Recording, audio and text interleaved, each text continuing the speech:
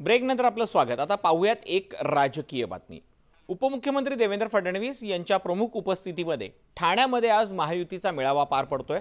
ठाण्यातला महायुतीचा उमेदवार अद्यापही जाहीर झालेला नाहीये। भाजपा आणि शिवसेना या दोघांनीही ठाणे लोकसभा मतदारसंघावरचा आपला दावा कायम केलेला आहे।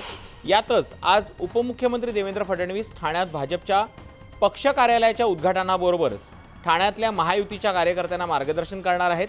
महायुतीकडून लोकसभेच्या मैदानात नाईक की सरनाईक याचीच राजकीय वर्तुळात चर्चा रंगलेली आहे।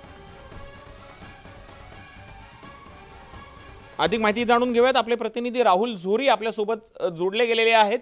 राहुल, एकीकडे उमेदवार कोण असेल याची उत्सुकता सगळ्यांना आहे, मात्र त्याहीपेक्षा राजकीय पक्षांना उत्सुकता लागलेली आहे की हा मतदारसंघ आपल्याकडे राहील की मित्र पक्षाकडे जाईल।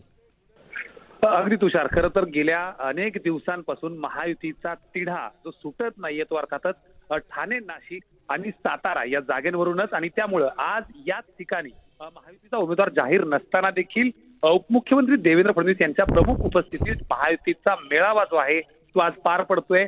उमेदवार जरी निश्चित झाला नसला तरी महायुती जो कोणी उमेदवार देईल त्या सगळ्यांसाठी कार्यकर्त्यांनी तयार राहावं या अनुषंगाने जरी या मेळाव्याचं आयोजन होत असलं तरी भाजप आणि शिवसेना दोघांनीही आपापला दावा या मतदारसंघावरून सोडलेला नाहीये। भाजप वारंवार आपली ताकद दाखवून किंवा आपले सर्वाधिक आमदार असल्याचा दावा करत हा मतदारसंघ आम्हाला द्यावा यावर टिकून आहे, तर शिवसेना अर्थात मुख्यमंत्र्यांचं होम टाउन म्हणजे ग्राउंड पिच असल्यामुळं इथली जागा सोडायला देखील ते तयार नाहीयेत।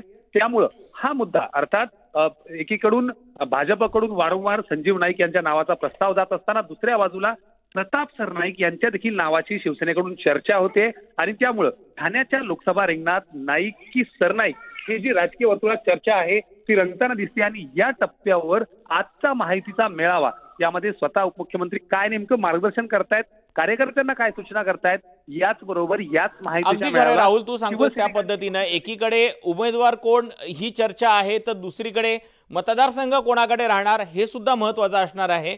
आणि याच सगळ्या पार्श्वभूमीवरती आज उपमुख्यमंत्री देवेंद्र फडणवीस ठाण्यामध्ये महायुतीचा मेळावा घेणार आहेत।